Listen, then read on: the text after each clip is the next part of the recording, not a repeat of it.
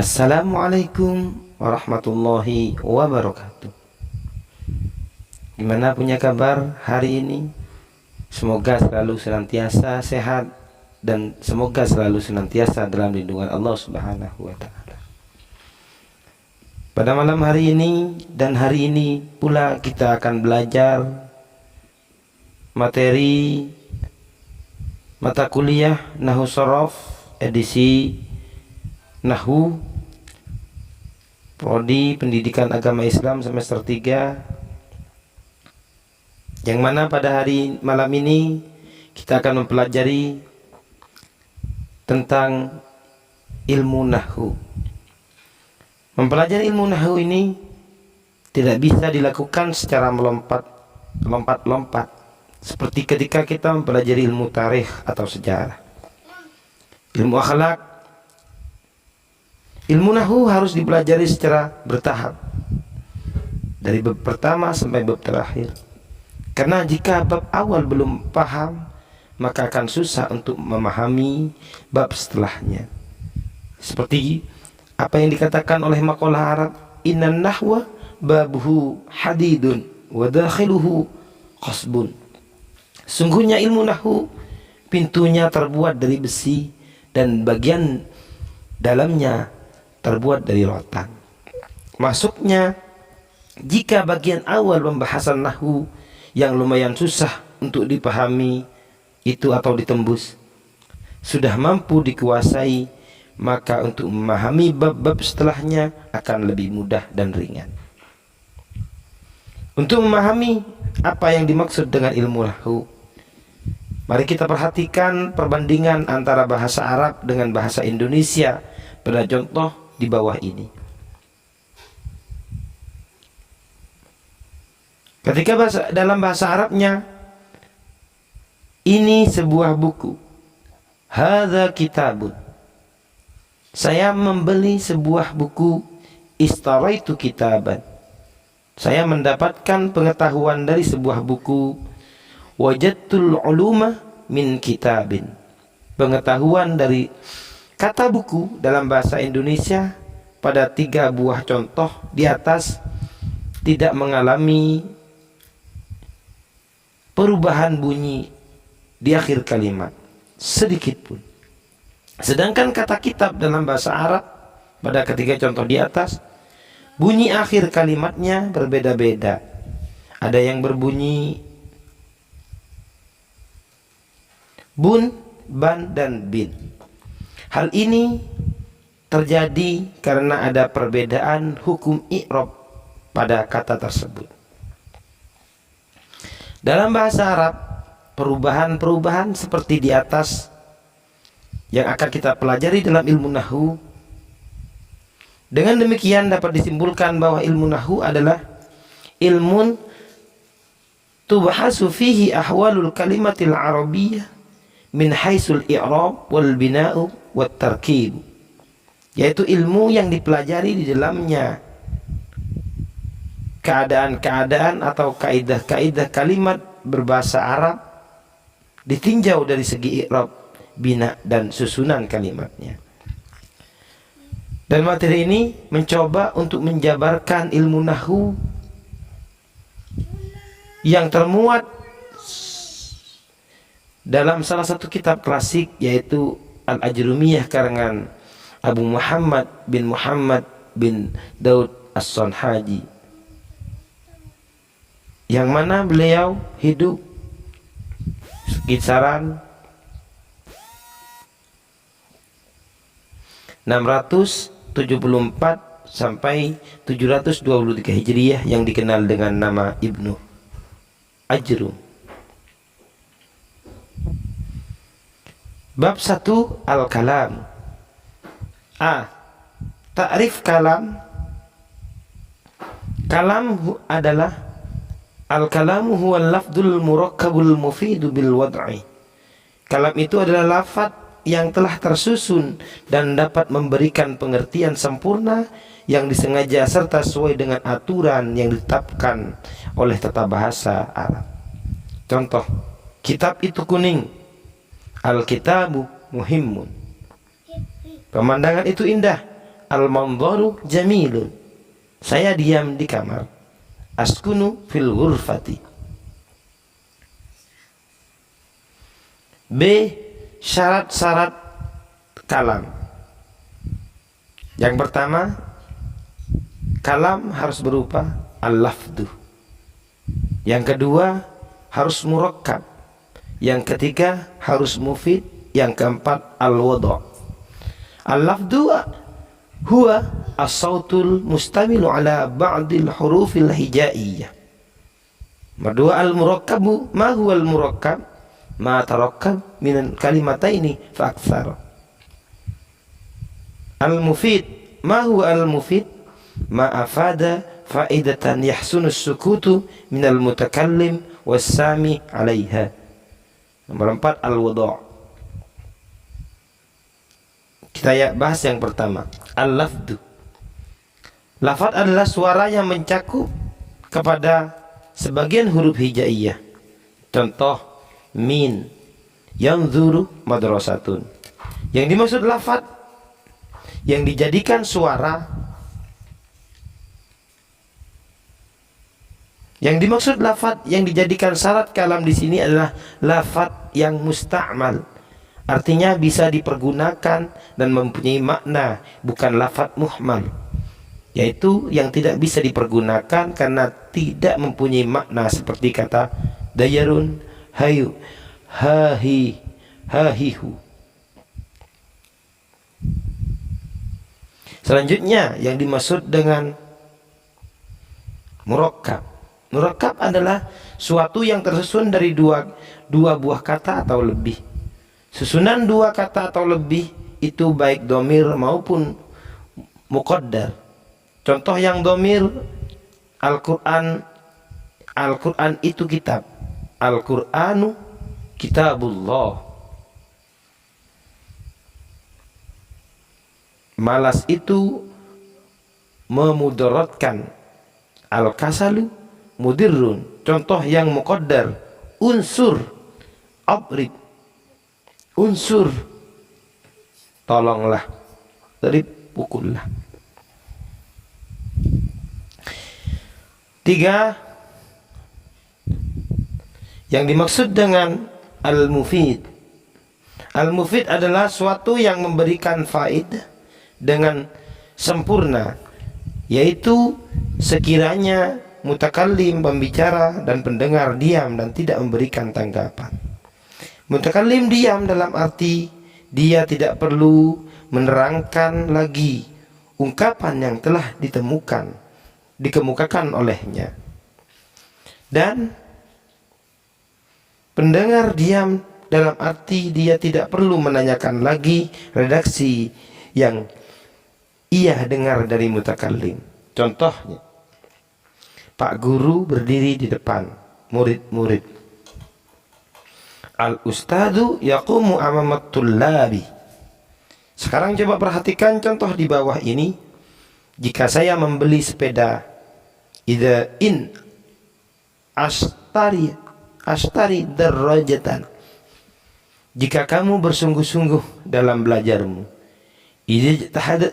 idajtahatta fi dirasatika. Kedua contoh di atas tidak bisa disebutkan kalam walaupun sudah tersusun dari beberapa kata, sebab masih belum memberikan pengertian yang sempurna atau al-mufid.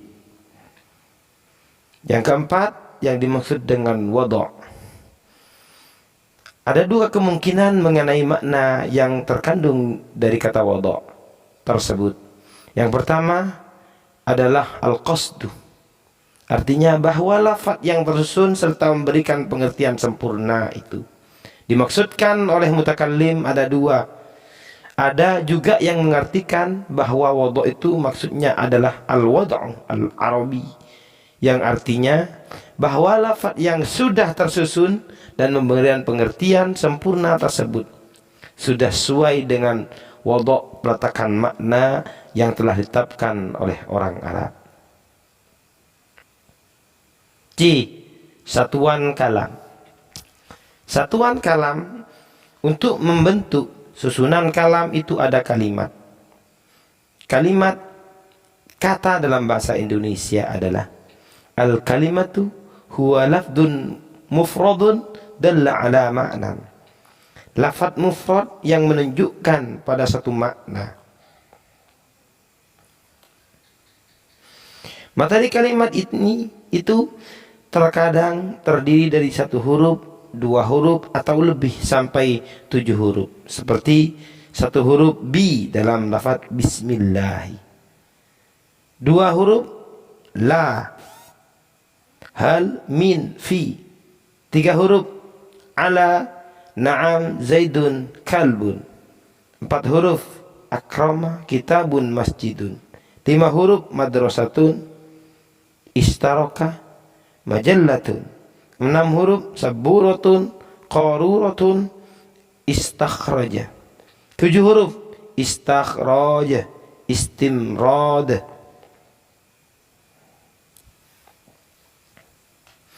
Kalimat yang membentuk susunan kalam itu ada 3. Kalimat yang membentuk susunan kalam itu ada 3, yaitu 1. Kalam isim. Ta'rifnya adalah kullu kalimatin tadullu ala datin aw sifatin aw ghairihima mimma la yaqarinahu zamanun. Setiap kata atau kalimat yang menunjukkan kepada zat atau sifat atau yang lainnya dari sesuatu yang tidak diikuti dengan waktu. Contoh kata benda: daftarun, buku tulis; ma'un, air; darbun, pukulan; rihun, angin.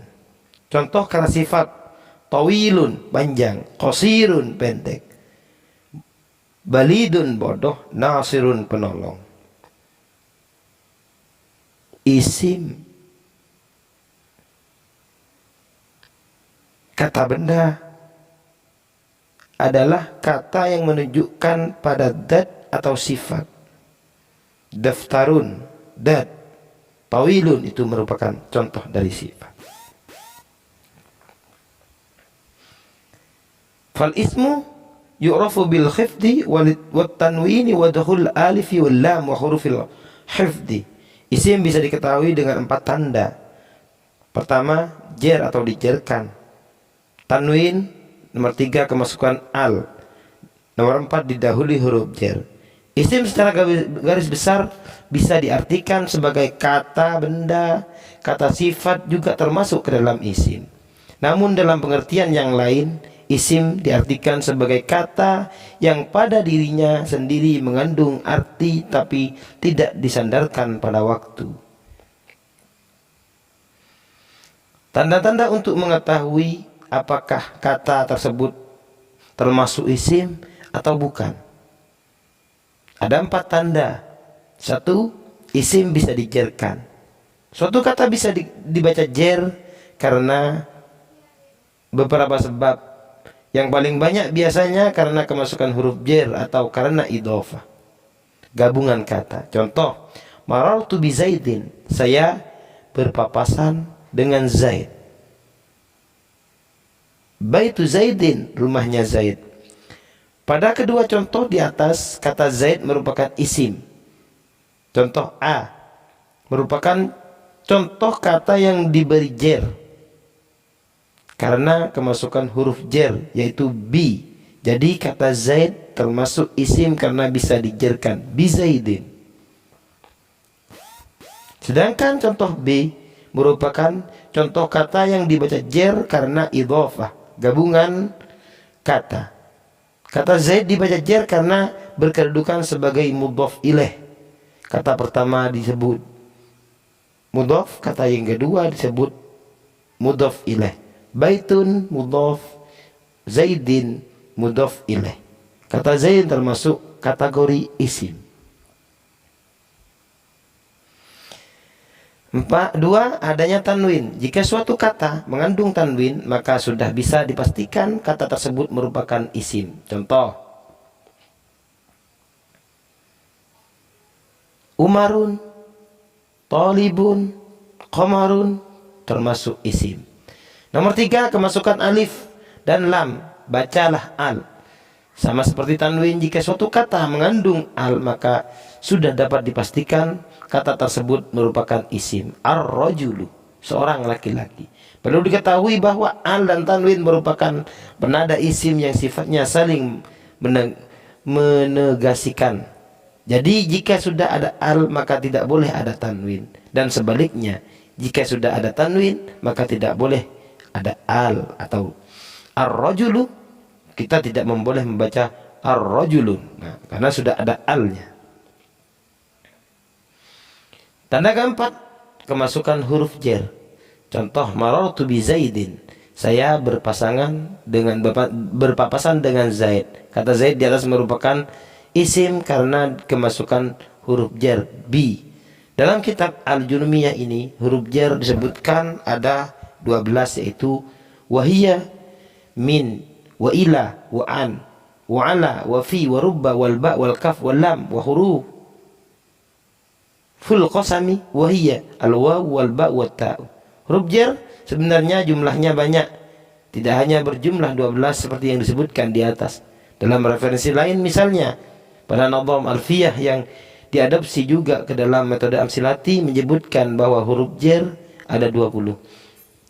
Haka hurufal jarri wahya min ila hatta khala hasya'ada fi an ala munduru ballamu kai wawun ata wal kafu wal ba wa la'alla wa mata. Itulah di antara huruf jar. Kalimat yang membentuk sunan kalam yang kedua yaitu al-fi'lu, kalimat fi'il. Ma huwa al-fi'lu? Huwa kullu kalimatin tadullu ala husuli hadasin fi zamanin khasin. Setiap kalimat yang menunjukkan kepada terjadinya suatu peristiwa pada waktu tertentu. Makna hadasa yang dikandung oleh kalimat fi'il itu bisa berarti satu, kejadian. Contoh, jamula, telah indah, hasunah, telah baik. Atau pekerjaan. Contoh, yaqra'u, sedang membaca, yaktubu, sedang membaca. Atau yaknusu, yatribu, perintah.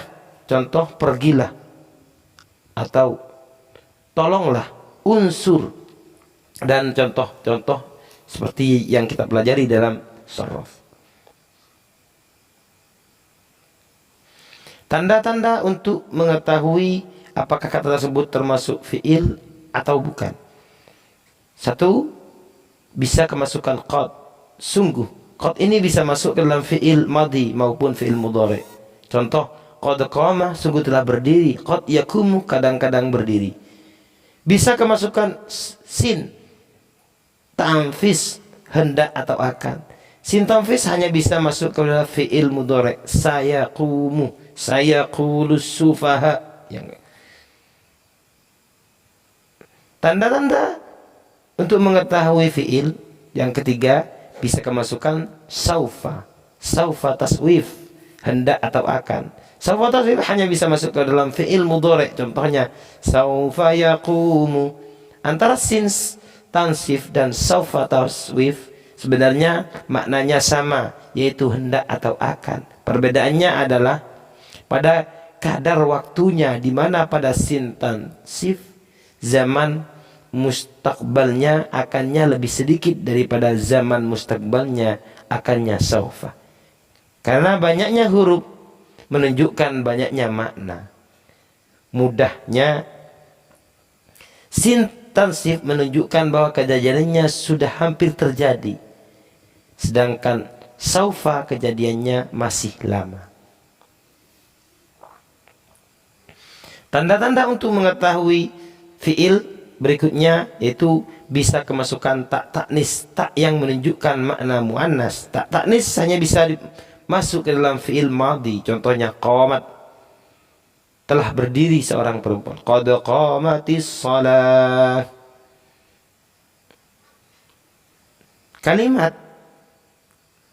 yang ketiga, pembagian kalimat yang ketiga yaitu huruf. Huruf adalah huwa al-kalimatu kalimatun dallat ala ma'nan fi ghairihi. Huruf adalah kata yang menunjukkan arti jika disandingkan dengan kata lainnya.